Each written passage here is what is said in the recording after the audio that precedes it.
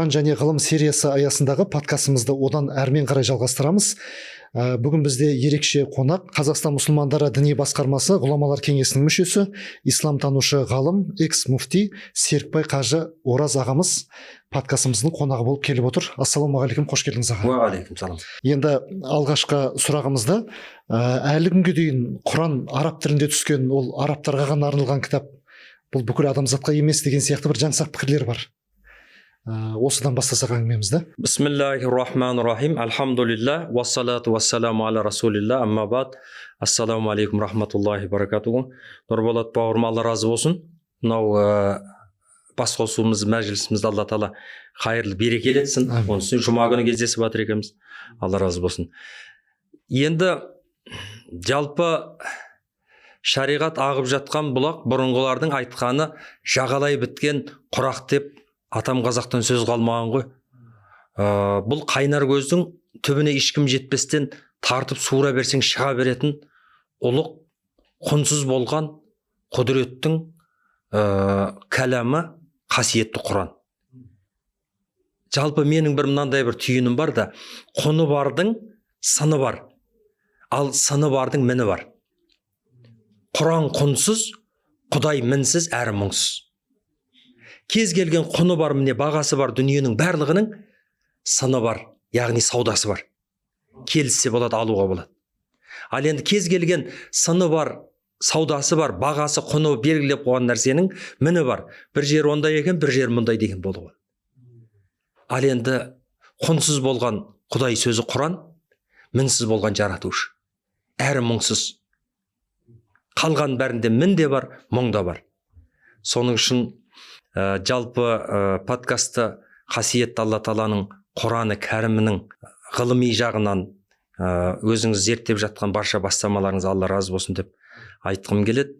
Әрине әуел баста қасиетті Құран барлық кітаптардан кейінгі соңғы толықтаушы және хатымдаушы жаратушының елшісі пайғамбарымыз Мұхаммад алейхиссаламға соңғы үкім, шешім ретінде түскен Алла Тағаланың мұғжизасы. Бұған талас болмау керек.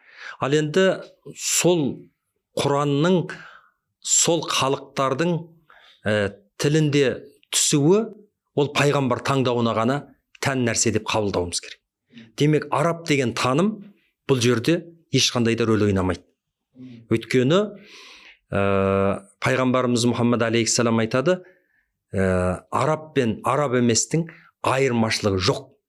Тек қана жаратушыдан қорқуынан басқа, яғни тақуалығынан басқа дейді. Айырып тұратын нәрсе осы. Демек, нәсіл, ұлт, ұлыс деген дүние бұл жерде ешқандай рөл ойнамайды. Соның үшін кейде жаңағы арабша мәтін келтіріп жатса, араб құл деген секілді, арабша неге осылай деген секілді көптеген сұрақтар туындап, білмеймін ғой, енді сондай жатады, бірақ бұның ешқандай негізсіз жалаң сөздер.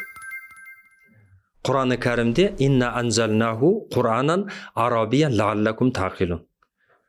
Біз сол Құранды арабтың тілінде түсірдік. Ақыл иелері үшін, ақылға салып көрсеңдер дейді. Демек, елші сол нәсілден болды, және қасиетті Құран араб тілінде түсті.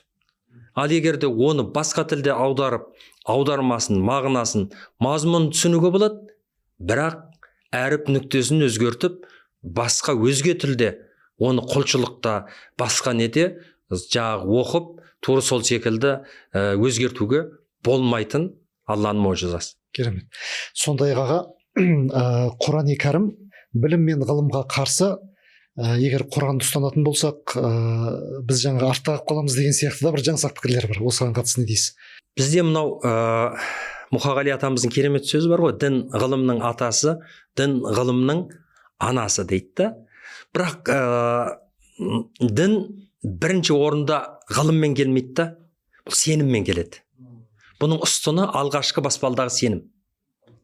Сенім болса, яғни иман деп айтамыз ғой, сенім болса дін бар. Сенім жоқ, кешіресі жоқ. Жоқ, оны маған дәлелдеп берсең ғана барып, мен соған сенуім мүмкін деген нәрсе діни танымға келмейді.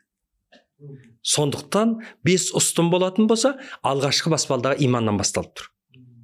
Көрмей білместен 7 нәрсеге сеніп, соныменен жүрекпен бекітіп, тілмен айтып, жүрекпен тас түйнектей бекіткеннен кейін сен иман қалпына түстің. Соның үшін де дініміздің ең іргетасы сенім, имандылықтан болғандықтан, бұл жағдай дәлелдеуді қажет етпейтін жаратушыны ақылменен танып, тілмен айтып, жүрекпен бекітеді. Абай атамыздан сөз қалмаған ғой. Әрбір ақылды адамға иман парыз. Кішкене ғана санаңда түйсік болатын болса, мүмкін емес сен иманға келмеуің. Өйткені іздене бастайсың, ақылың бар ғой. Қалай болды мына? Қалай жаратылып қалды? Мүмкін емес қой. Шексіз дүние, шексіздің бір иесі бар ғой. Мүмкін емес қой. Деген секілді осымен иманға келесің.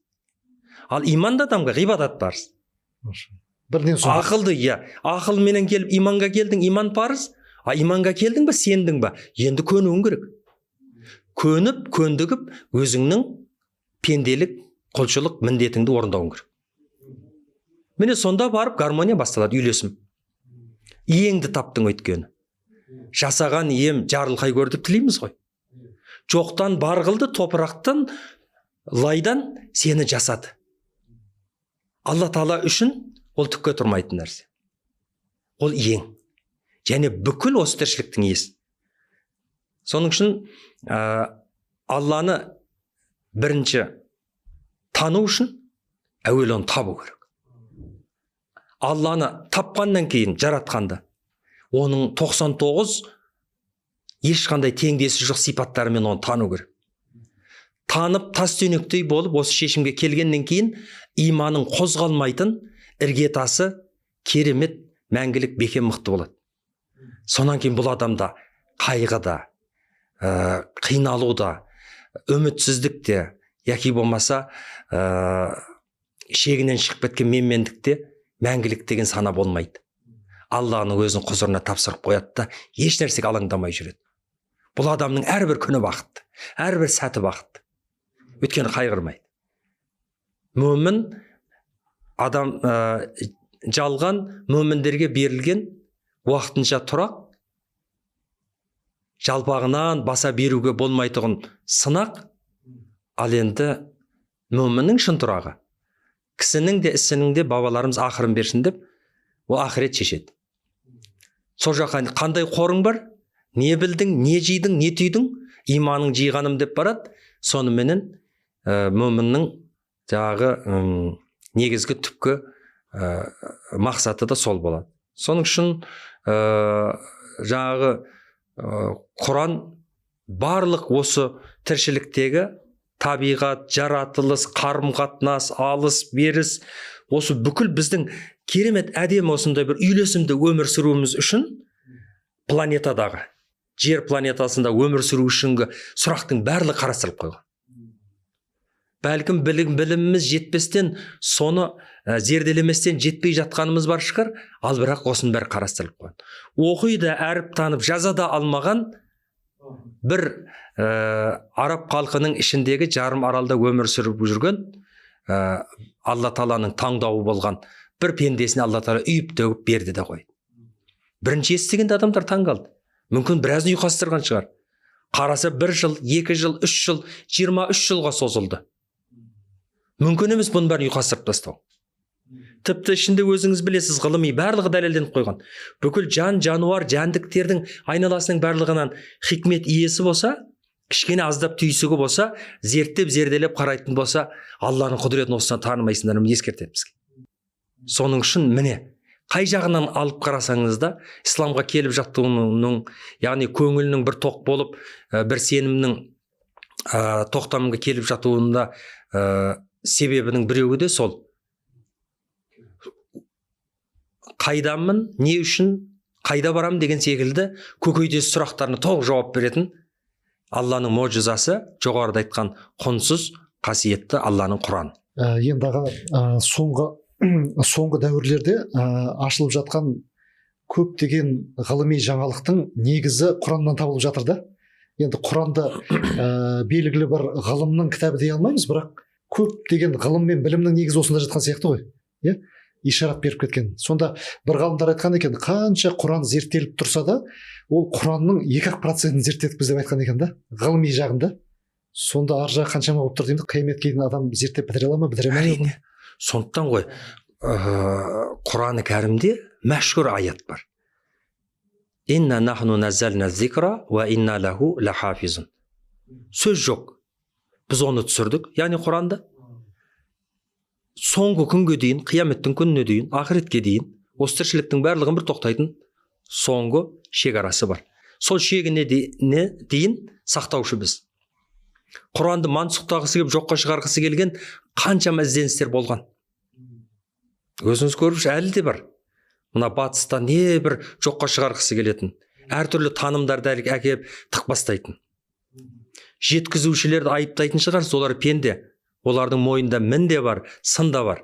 Ал енді ешқандай да құны болмаған құнсыз қасиетті Құран, бейне бір кеше ғана елші келіп, Жебірейіл Құранды әкеп пайғамбарға жеткізіп, жаңа ғана үмметке келгендей, әр ғасыр сайын замананың ағысынан көштен қалмастан жаңаланып тұрған секілді болады.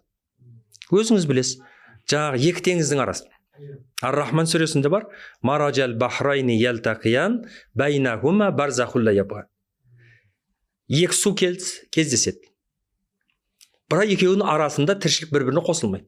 Бейне бір кедергі тұрған секілді. Мынаның балығы кеп мында қайтады, мынау мына қайтады. Мынаның түсі бөлек, мынаның түсі бөлек. Осы ақыл иелері үшін аздап түйсігі барлар ойлансаңдар, жаратқанның құдіретінен емес па деп жадымызға салады Құранның аяттар. Оны білесіз, әйгілі Жакоб Кусто барды қарады. Қызыл теңіз бен Үнді теңіз, Үнді мұхиты дейді, екеуінің тіршілігі екі бөлек. Аллаху акбар. Аллаға мақтау, Алла ұлық, сөз жоқ. Келе қалды иманға. Сенді. Тұрса секілді. Бұл үндеу емес, кейде біз уағыз насихат айтқанды бәрі айтады, үгіттеп жатқан секілді. Үгіттеуге ислам мұқтаж емес, Құранда мұқтаж емес. Бұны зерттеп, зерделеген ақыл иелері үшін барлық нәрсе жетеді. Жоғарыда аят каримада бар ғой, астағиду билла, ятафаккаруна фи халқис самавати вал ард. Тапаккур жасайтын ақыл иелері үшін зерделеп ойларына салып қарайтын болса, Алланың жаратылыстарында көп хикметтер бар. Қайсысы болсын? Қай нәрсе болмасын. Қай жаратылыс? Қай нәрсе болмасын. Міне керемет сәулет өнерлері да. Сәулет өнерлері жасап жатыр. Үй салып жатырмыз, Құдайға шүкір. Тыныштық әйтеуір, заман аман есен. Не бір баяғы көшіп басымыздан қандай нәрселер өткен кез болса да, бүгін не бір зәулім нәрселер жасап жатырмыз. Мысалы үшін тіреусіз дүниені 12, 15, 20 метрге дейін жасарсын. Көлденеңе металл тастап. Не десе, мынаны қараш, керемет нәбес салып тастадым деп. Алланың нәбесін қараш, ешқандай тіреусіз тұр да. Ауып кетейді бір жағына қарай. Жаратушының. Сенде ақыл бар ғой. Қалай нәрселер? Бүкіл тіршіліктің барлығы өз несінде айналып тұр. Үйлесімін тауып тұр. Аман сұқтасаң сен дәлелде. Инкар жасайтын болсаң, игнор жасап, инкар жасайтын болсаң, онда сен дәлелде. Сен бір айғағыңды келтір. Келіспейтін жақтарыңа. Жоқ қой бірақ ондай айғақ. Енді сен келістіру үшін әрекет жасап жатыр. Жасады да ғылымдардың барлығы. Бірақ баламасын таппады. Сонан Вальтердің сөзі бар ғой. Если Бога не было бы, следовало выдумать. Егер Құдай жоқ болса, оны ойлап табу керек. Демек, бүкіл жаратылыста ие болу керек. Ие бар. Өйткені барлық тіршіліктің нәрсесінде тұрса сол секілді адамзаттың санасының ішіндегі ақылды адамға иман парыз деп Абай атамыз айтты ғой. Демек, ақылы болған соған барады. Бір шығыстың ғалымы, мына өзіміздің мына үнді елдердің бәрі қазір көшілгер кетіп бара жатыр ғой. Ізденістер көп. Кеше 500 жыл алдын исламды қабылдаған малай халықтарының барлығы технологияны қайдасып кетті. Кейін исламға келгендер. Мысалы, сонда мынандай деп айтады екен. Біздің елдің ғалымдарының көбісі дана болды депті.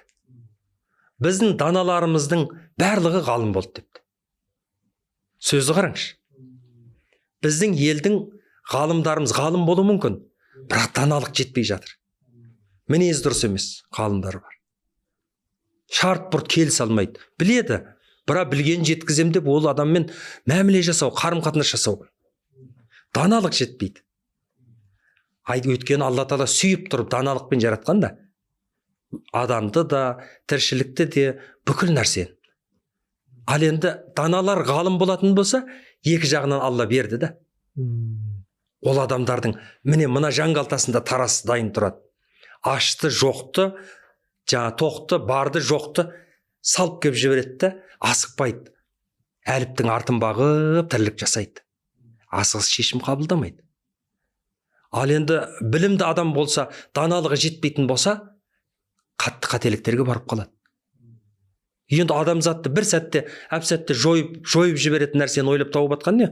Ғылым ғой. Иә. Енді сол адамда даналық болмаса, білесіз бе, жердің бәрін қырып жібереді адамдардың бәрі. Атом бомбасын жарып жібереді. Болмаса кешегідей жаңағы пандемиядағыдай. Бір нәрсені тастап жіберсе, өмірі жазылмайтын нәрсені тартап жіберсе не болады? Даналық керек. Даналық не жатыр? Даналықтың сатысы, қабаттары иман, адамгершілік, ұят, ар, осы секілді бүкіл нәрсесі бойында болған адам жатыр. Алла Тағала өзінің жаратқан жаратылыстары туралы ой жүгіртуге шақырады бізді.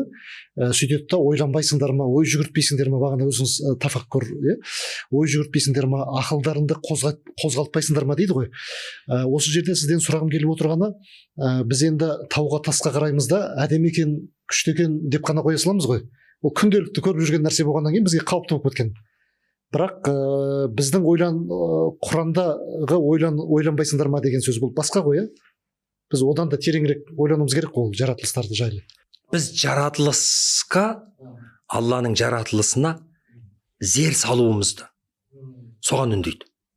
Сіздің жоғары аяттағы кәримада астағфиру билла афала янзуруна илал ибили кайфа хулиқат ва илас самаи кайфа руфиат ва илал джибали кайфа нусибат. Фазаккир иннама анта музаккир деп садақаллаху лазим аят жалғасады. Мұнда не дейді? Анау түйеге қарашы дейді. Қалай жаратылған, Мә, 3 күн, тіпті онан ары қарай жүрсе 5 күн, аптаға дейін сусыз жүре береді. Асықпайды, жай барақат. Қимылдаған қырасар деп, ода жағы шақырымдаған жерлерді алып жылдап, айлап жүре береді. Төзімділігін айтың Алланың ойында. Демек, Алла Тағала қандай үйлесімді қылып, еш нәрсе артық емес, еш нәрсе кем емес. Тауларды қараңыз. Қалай қылып жердің қазығы, тепе-теңдікті сақтап тұрған. Тура солай Алла Тағала жаратты.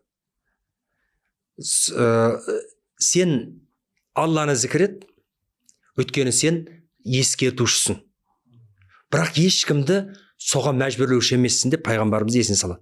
Демек, бұл жердегі біздің түсінетініміз Алла Субханаху ва Тағала мысалы осы жаратылыстағы дүниелердің барлығының өз болмыстарына, сипатына, құрылымына, жаратылысына, үйлесімділігіне зер салдыра отырып, біздің оған деген сенімімізбенен махаббатымызды қуаттап, онан да ары қарай арттыруымызға, яғни тақуалық жолына, Алладан сөзсіз қорыққан даналық жолына түсетін сондай кемелдікке үндейтін аяттар.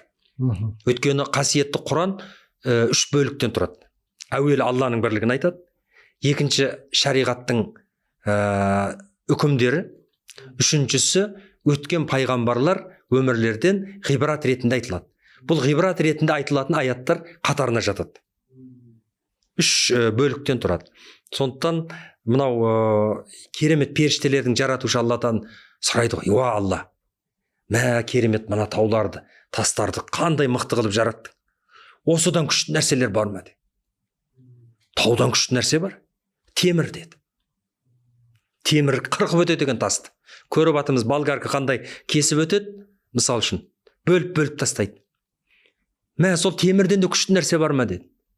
Темірден күшті нәрсе бар, от деді. Қып-қызыл шоқ болып көмір ал балқытып жібереді. Оттан да күшті бар ма дегенде су деді.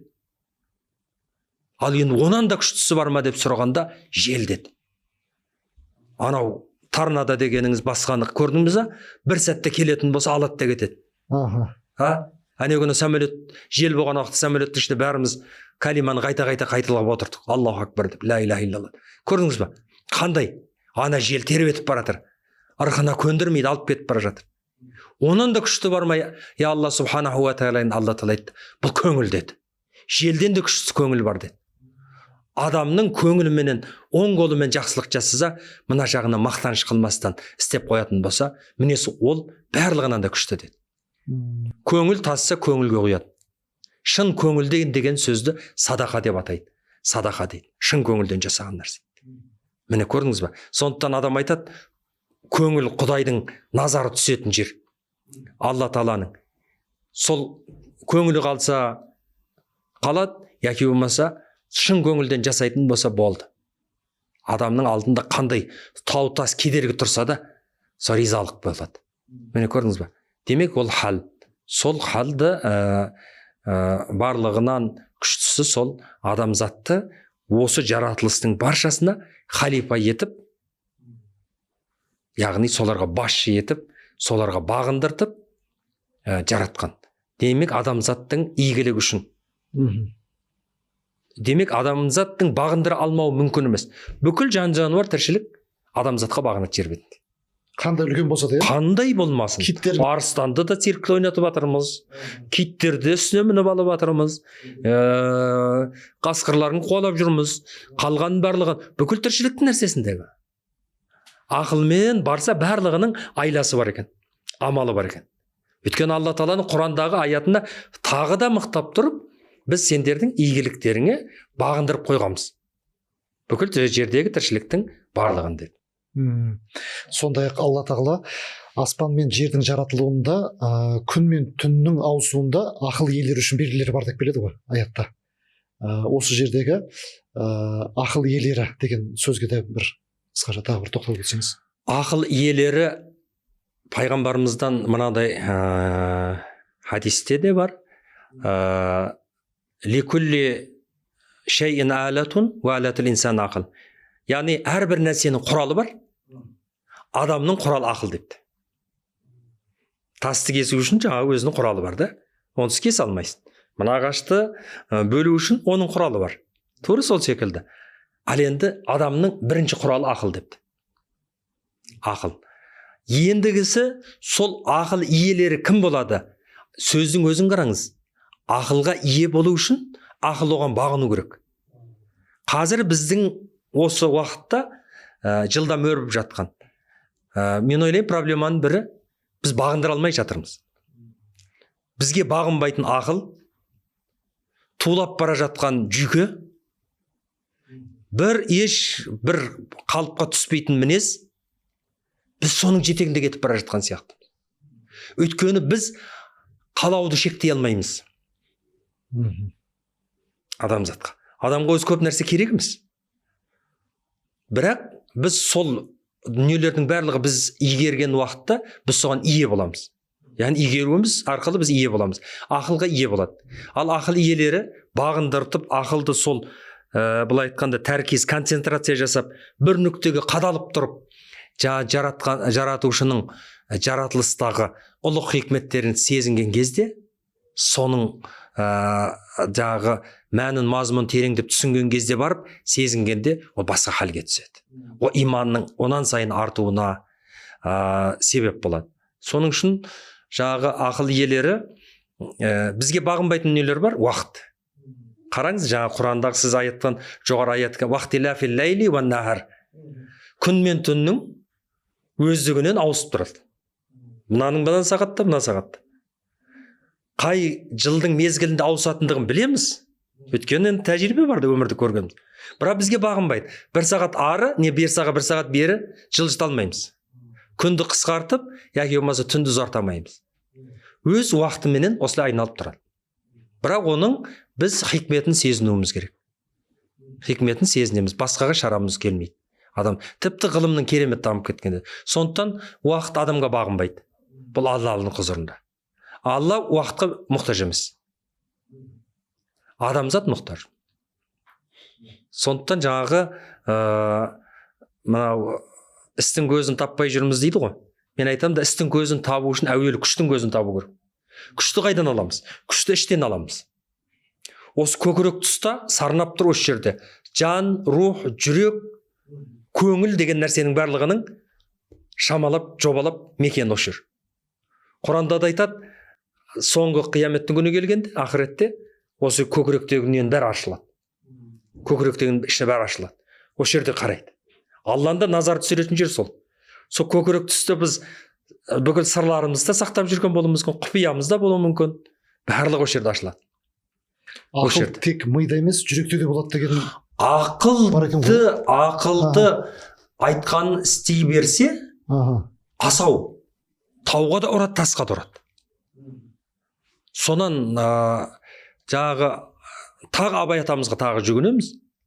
Ол ақылменен барып Алланы тану үшін керек, бірақ ары қарай дамытып кетуіне ақылдың несі аздық қылады. Соның үшін ол бір асау іспетті да, мысалы үшін былай дейді: ақыл адамды хайуандықтан айыратын қасиет. Бірақ ақылмен тапқан иман, яқин иман болмайды. Айқын, ашық, сенімді иман болмайды. Кейде шайтан уасуасымен шайқалуы мүмкін. Ал шын иман жүректе. Алланың нұрымен орныққан иман. Пайғамбарымыз алейхиссалам хадисі бар ғой.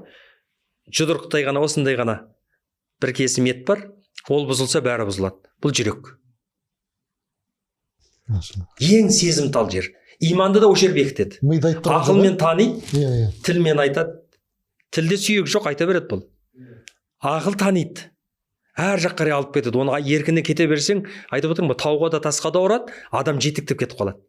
Ал ең сезгір жер бар. Фильтр және нүктесін қояды. Бұл жүрек. Сонан иманның толыққанды орны мекені де жүрек, және толыққанды бәр нәрсенің қорытындысы да осы жүрек. Керемет. Сондай-ақ мына галактика дейміз ғой. Сол галактикада барлық өзіміз мектепте өткен жаңағы Юпитер дейміз, шолпан дейміз, барлық жаңағы планеталар белгілі бір жүйемен күнді айналады екен ғой. Қандай керемет деймін да. Сонда осы галактиканың кеңдігі, сан жетпес жұлдыздар, осының барлығы да Алланың ұлылығын танытатын белгілер ма? Әрине. Құран-ы Кәрімде Нәбә сүресі бар. Нәбә сүресі әуел басында басталады да, былай айтады. Қазір енді аяттар жайында айтып жатырмыз ғой. Нәбә сүресі. Астаиду билля амма ятасаалун анин набаил азим, садақаллахул азим, жалғасын таба береді. Екі адамдар бір-біріне сұрасып жатыр. Ойпырмай не дейді? Пайғамбар кепті дейді. Ол қалай кепті? Адамзат па? Иә. Абдулланың баласы. Анасына да Амина туылған. Мына Құрайыштан, мына Меккеде тұрады, бәленді. Ойпырмай. Енді ол не деп айтып жатыр? Пайғамбар кепті мақыл. Ол айтады, қиямет болады. Мына барлық бастаудың соңы бар. Барлық нәрседің судың да сұрауы бар. Деп айтып жатыр. Деп осылай сүре басталады. Сонан кейін аят ары қарай Алланың құдіреттерін мен жалғасады. Әлем нәжалил арда михада. Біз жерді бесік қылып жаратпадық па дейді. Жер бесік. Адамға өмір сүру үшін жайлы. Бірінші түсінігі. Екінші бесік тербеледі ғой. Жерді айналам айтып жатырмын, өз-өзінен айналады. Яғни тербеліс бар. Бір орында қатып қалған нәрсе емес. Уал жибала аутада, тауларды қазық қылып қойған жоқпыз ба дейді. Бұл тепе-теңдік. Және халақнакум азважа, сендерді ер мен әйел қылмадық па дейді. Жалғыздық жаратқанға жарасқан, қалған бәрі жұппен жаратқан Алла Тағала. Адамзат өрбу керек. Миссия бар адамда. Адамда өмірге келгенде миссия бар. Үйлену керек, бала шағалы болу керек, өсіп өну керек. Аллада әмірген болған кету керек. Еш нәрсеге қайғырмау керек, қиналмау керек. Риза болып келіп өмірге, риза болып кету керек. Міне. Сол секілді Алла Тағала осы Нәбә сүресінде ары қарай жалғасын тауып кете береді. Әрбір жаратылыстың себептерін және қандай нәрселермен. Соның үшін жаңағы бізге бағына бермейтін басқа жаңағы планеталар дейміз ғой. Түрлі кеңістіктегі дүниенің баршасы жаратушы Алла Тағаланың өзіне ғана тән болған жаңағы құпиясы да құбылыс деп қабылдау керек. Дінді иманға келіп, алла тағалаға сөзсіз сеніп, пайғамбардың соңына еріп, осының ары қарай өзіміз бір тоқтамға келгеннен кейін біздің сұрақтардың бәрін бірінші адамның өмірде қиын нәрсе шешім қабылдау ғой. Сіз шешім қабылдау үшін иеңді таныдың, елшіңді таныдың, және саған ақ қарасын ажыратқан ақиқат жеткен Құран. Енді қалғанын алаңдама. 99 сипатымен алла тағала ең күшті десең алла күшті, ең мықты десең алла мықты, абсолют ең бар бүкіл шексіздіктің иесі жаратқан алла тағалаға иманы бекем болғаннан кейін бұл мөмін бақытты. Пайғамбарымыз айтады ғой, мөмін бақытты, оның екі құралы бар. Бір жағында сабыр, бір жағында шүкір. Қатты жолы болып керемет болып жатса, шегінен шығып кетпейді. Шүкір қылады. Қиындық бола келген кезде қиналмайды, қайғырмайды, сабыр қылады. Өтеді де кетеді. Қатты болған жел жауыл да өтеді, жаңбыр да өтеді. Міне ыстық күндебек, ыстық жазда өтіп кетіп жатыр ғой. Мердің салқын күз келеді, қоңыр күз. Онан ары қарай қар түседі. Осындай мезгілі өз уақытында айналып тұрған тіршілік. Бірақ адамзат риза болған сайын Алла нығметін арттырамын деп уәдесі бар. Керемет. Мына енді сүтке қатысты алсақ, аға, мысалы сиырдан шығатын сүтке қатысты алсақ, ғалымдар зерттей келе бұны адамдар жасау мүмкін емес деген тұжырымға келіпті да. Және егер дәл сиырдың ішіндегідей жүйемен завод құрастыратын болса, ол 3 километрге жетеді депті біріншіден. Екіншіден дәл ол сиырдікіндей сүт жасай алмаймыз деген ғой. Бұл Құранда айтылып тұр мысалы, жаңа қан мен жынның ортасынан аппақ сүт шығарамыз деп. Сондай-ақ жаңағы баланың нәрестенің ананы ему уақытына да қатысты Біріккен ұлттар ұйымының денсаулық сақтау бөлімі айтып жатыр екен. Неғұрлым көп емізсеңдер, көбірек бойына кальций жиналады, бала соғұрлым денсаулығы жақсы болады деген сияқты тұжырымдарды айтып жатыр екен. Бұл да Құранда айтылып қойған сияқты ғой, иә? Әрине. Ата мен анаңды әуелі жаратушы иеңнен кейін атаң мен анаңа жақсылық қыл, итағат қыл. Анаң сені қиналып тұрып 9 ай 10 күн көтерді. Сөйтіп қиналып босанып дүниеге келдің. Сонан кейінгі процесті Алла Тағала аяттың жалғасында айтады. Сен 30 ай бойы емізесің. Сонан кейін бар бойы денесі қатайғаннан кейін ары қарай барып өседі. Ешқашан атаңа, анаңа үфтеме, сөзін кері қайтарма деп осы аят каримада бұл ашық айқын баян етіледі. Қазір өкінішке орай емізу уақытысын шариғаттың талабына орындалмай жатыр. Емізуден беретін бірінші пайдасы, әрине сіз айтқан ғылыми кальцийі, сүйегінің қатаюы, нәрестенің бүкіл ағзасына өзінің сол кездегі организмнің қалап тұрған дүниені қалыптасуына және жетік бітік болуына себеп болады. Бірінші. Екінші, ана мен баланың, ана мен перзенттің арасындағы бірін-біріне деген махаббат онан сайын артады. Өткені әрбір күн уақыт өткен сайын балаға аздап ескіре береді. Бірінші ескірмеген, кейін ай қой десең қоя бастайды. Тоқта десең тоқтайды. Кел десең келеді, бар десең барады. Тұрса секілді. Осы кезде ол анадағы содан азықтанып жатқан анасының бауырында болып, жаңағы көкірегінен еміп жататын болса, онан бетер ана мен баланың арасында мейірімді артуына себеп болады.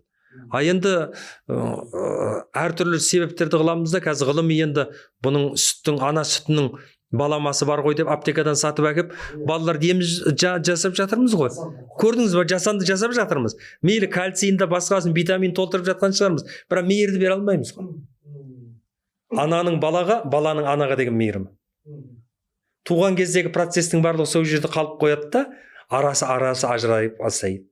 Ана барған сайын, сәл неғса болды, уақытысы келгенде баласын емізе берген сайын, бала уақытысы келгенде анасын еме берген сайын, арасындағы онан да бетер мейір артады, махаббат артады. Ананың, яғни баласын 2 жыл бойы емізу керек екендігі, онда көптеген пайдалардың бар екендігі 14 ғасыр бұрын Құранда айтылып кету өте таңғалатын нәрсе. Құранның мұғжизасы. Сондай енді бағана өзіңіз түйені мысалға келтірдіңіз. Сондай Алла Тағала масаны да мысалға келтіруден, тіпті одан да кішкентайын дейді, мысалға келтіруден ұялмаймын деп айтқан ғой Құранда. сонда ғалымдар зерттесе масаның да үстінде жүретін өзінің кене биті сияқты бір жәндігі болады екен да жаңағы. Сондай деңгейдегі, енді осының өзін мысалға келтіруден ұялмайын деп айтуының хикметіне де осыған да бір тоқталып өтсеңіз. Өйткені дініміздің мазмұнында құлшылық пен тіршілік қатар жүреді. Бұны ұмытпау керек. Кейде мен айтам, дінге бет бұрыста біз сыртқы формасын керемет жасадық та, нормасын білмей жатырмыз ба деп. Яғни баланс. Құлшылықтан қолы босай қалған кезде тіршілік болу керек. Тіршілік тамақ тауып жеумен, баласын жаңағы киіндіріп, айналасына соған бір табыс тауып беруден басқа да адам өзінің нәпсісін, яғни өзін тәрбиелеу керек.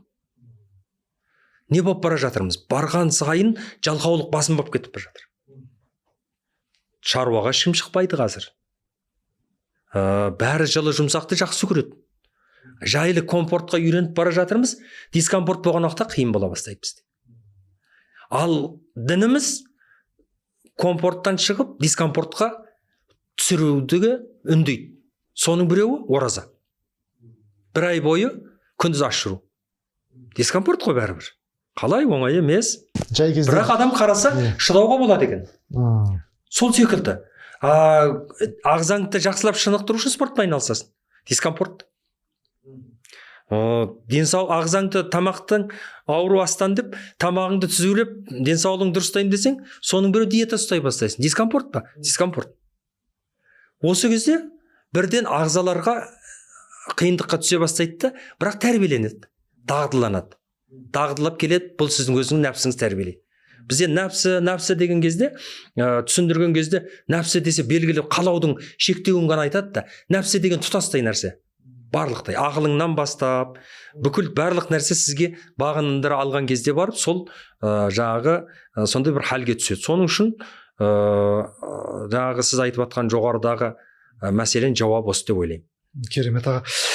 Сондай енді қазіргі ғалымдардың зерттеуі бойынша эмбриология ғылымы қалыптасты, яғни адам жаңағы басында ұйыған қан болады, сосын бір шайнап етке айналады деген сияқты тұжырымдар жасап келеді. Бұның да негізін Құраннан тауып жатыр, Әрине. Шақтар ғой. Кезеңдер. Сонда УЗИ жоқ ол кезде, 14 ғасыр бұрын. Бірінші сұйықтық. Сұйықтық Алланың құдіретімен. Оған барып ет біте бастады. Ол өсті.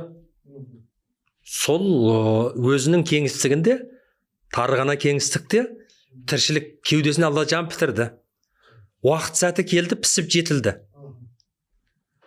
Тапсырма келді, барлық нәрсе өмірге келуіне себеп болды. Іңгәлап жер бетіне келді тіршілікте. Қайтадан тағы айналада қоршаған ортамен қабысу басталды. Онан сәби кезең, бала кезең, жастық шақ, орта шақ, онан кейін кәрілік шақ. Осының барлығын кезеңіменен бүкіл болатығын кезегімен болатын процестің бәрін қасиетті Құран-ы Кәрімде ашық айқын баян етіліп тұр. Міне осының өзі ақыл иелері үшін Алланың мұғжизасы, Алла Тағаланың мұғжизасы, және осы үлкен көп ғибрат бар. Сондай бұрын осы қыбыланың бағытында, солтүстік оңтүстіктің бағытында жұлдыздар арқылы анықтаған дейді ғой, бұл да Құранда тұр екен, Әрине. Қандай керемет. Қазір енді не дейді, жұлдызнама, жылнама, тіпті мынау шығыс мәдениетінде әубесінде келе жатқан ғылыми негіздегі жылдардың атауы, қарым-қатынастардың барлығы сол үйлесімін алғашқы сол қасиетті Құранның ашық айқын баян етілген аяттарына негізделіп тауылып отыр ғой. Сондықтан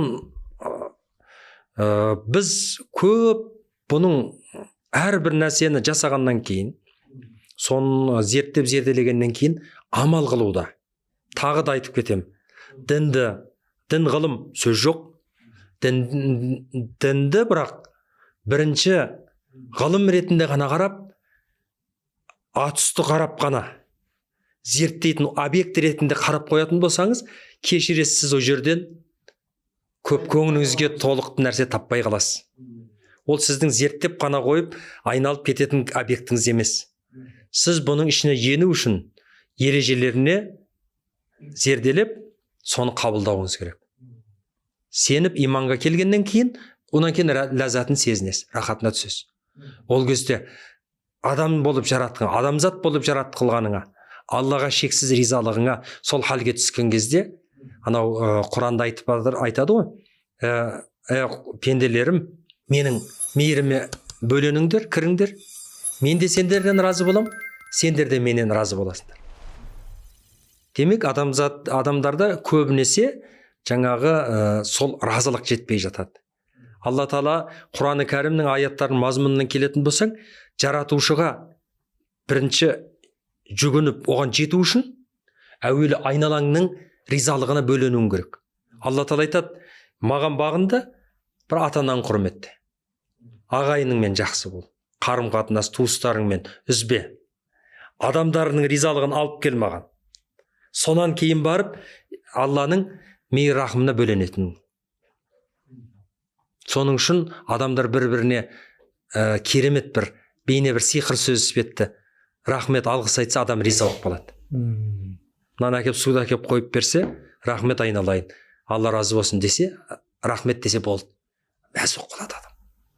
Керемет. Иә. Біреу ананы әпере салыңызшы дегенде өтінем деп сұрай қалсаңыз, қандай кілті адамның көңілінің кілті. Тура сол секілді. Құранның осы күнге дейін сақталып өзгермей келе жатуының құпиясы неде? Осыған айтсаңыз. Мысалы, қазір Малайзияда Құранды алсақ та, Қазақстанда Құранды алсақ та, Арабияда Құранды алсақ та бірдей ғой. Үтір нүктесіне дейін. 3000-нан астам тілге аударылма жасалынды дейді қасиетті Құран кәрім. Жер бетінде енді біз Біріккен ұлттар ұйымында мемлекет ретінде қалыптаспаған, яки болмаса аты аталып түстелмеген не бір ұлыстар бар, ұлттар бар, не бір тайпалар бар, әлі де көбімізге біле берейтін. Бірақ соншама тілдерге аударма жасалынып, бірақ ешқандай мән, мағынасы, мазмұны өзгерместен, және ол абсолют әлемнің иесі жаратушы тарапынан түскен бір 7-ші ғасырдағы керемет адамның ақыл жете бермейтін бір ұлық туынды екендігіне бәрі мойындаған. Сонан басқа дін өкілдерінің саналы түрде осындай ақылға сала отырып, жаңағы Мұхаммед пайғамбарымызды, адамзаттың ұлысы, қасиетті Құранды құнсыз жаратушының ұлық кітабы деп мойындалуының себептері де сонда. Соның үшін толыққанды айтып отырмын ғой, қасиетті Құран жоғарыда айтқан 3-ке бөлінетін болса, соның негізінде көбісінде біздің бүкіл қарым-қатынасымыз, өзара үйлесімділік, тіршіліктегі, жер бетіндегі, және сол әрбір нәрсенің жаңағы ғибрат ақыл ереу үшін өнегесі болатын дүниенің барлығы қамтылғандықтан ешкім мансұқтай алмайтын, жоққа шығара алмайтын ұлы құндылық екендігін келе жатыр. Соның үшін міне қазір техника, технология керемет заман дамып кеткен кез. Құран актуалды. Өзгермейді. Аллаға бет бұрыс, дінге бет бұрыс көріп отырсыз, қандай? Ешкім қинап жатқан жоқ, зорлап жатқан жоқ. Өйткені ақыл иелері артып жатыр. Өйткені жаңағы ақылды адамға иман парыз дегендей, ақылға жеткеннен кейін иман парыз болып тұр. Өзі былай айтқанда жаңағыдай заңды түрде өзі соған айналып келіп жатыр деген сөз.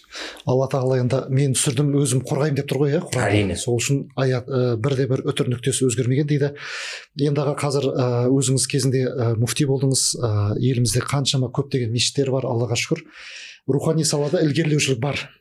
Бірақ дегенмен бұрын Құранда төр келіп қоятын, немесе жаңағы адам бір өмірден өткенде оқылатын кітап деп қана қарастыратын еді. Қазір сол деңгейден қаншалықты көтеріле алдық қазір? Сол жағына бір ауыз айтсаңыз.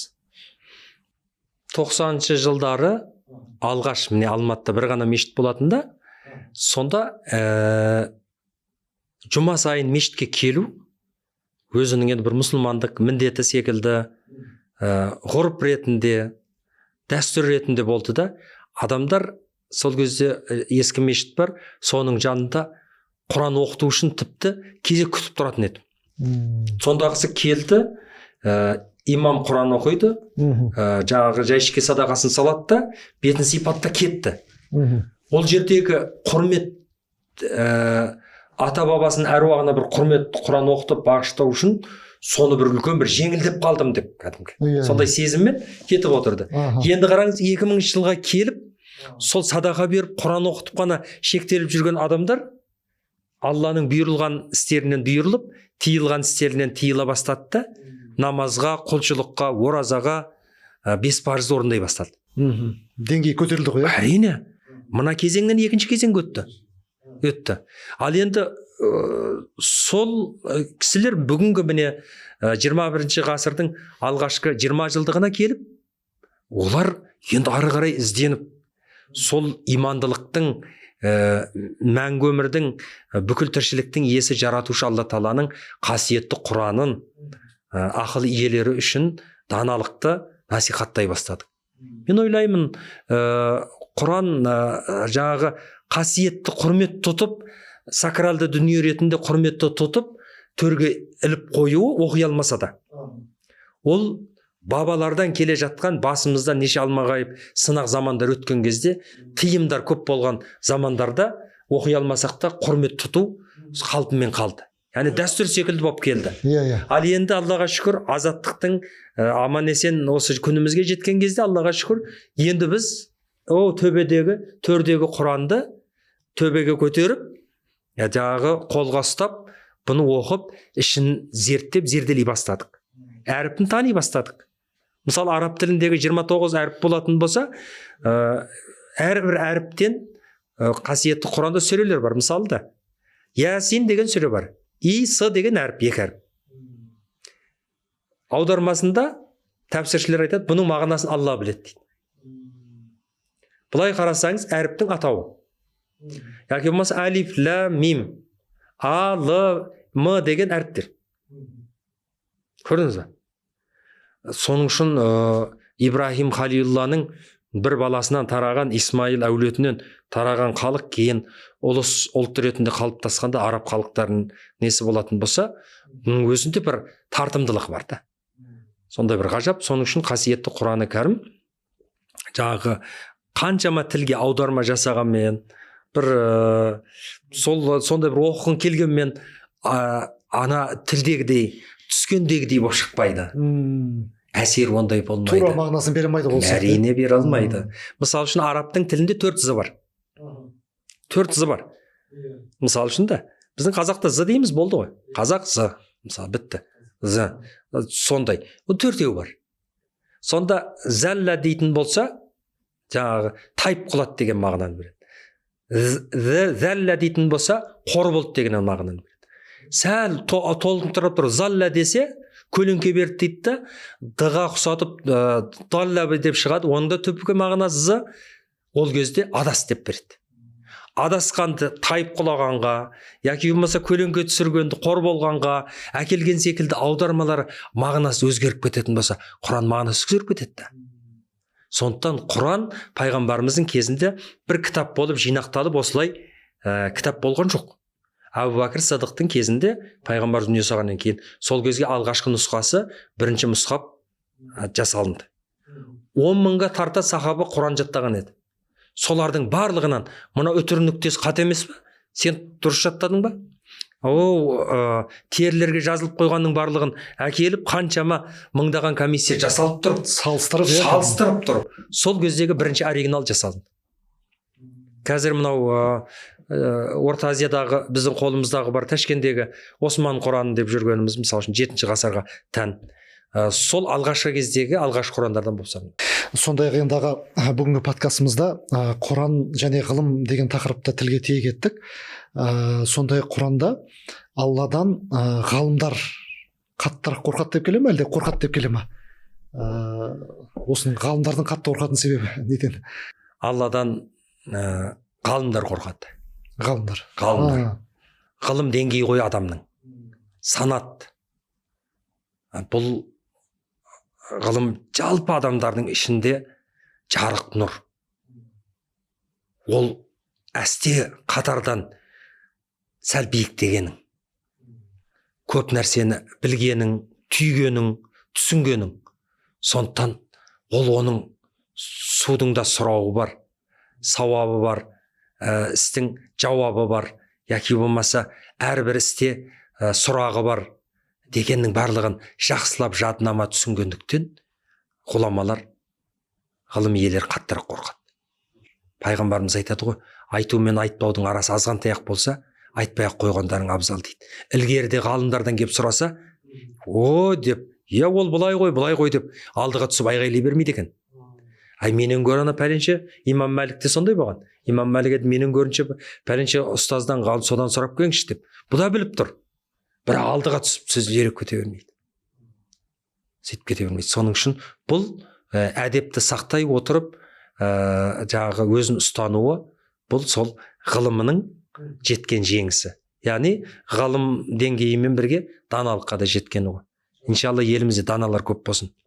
Даналыққа жеткен кезде оның имандылығының да, діндарлығының да сапасы арта бастайды.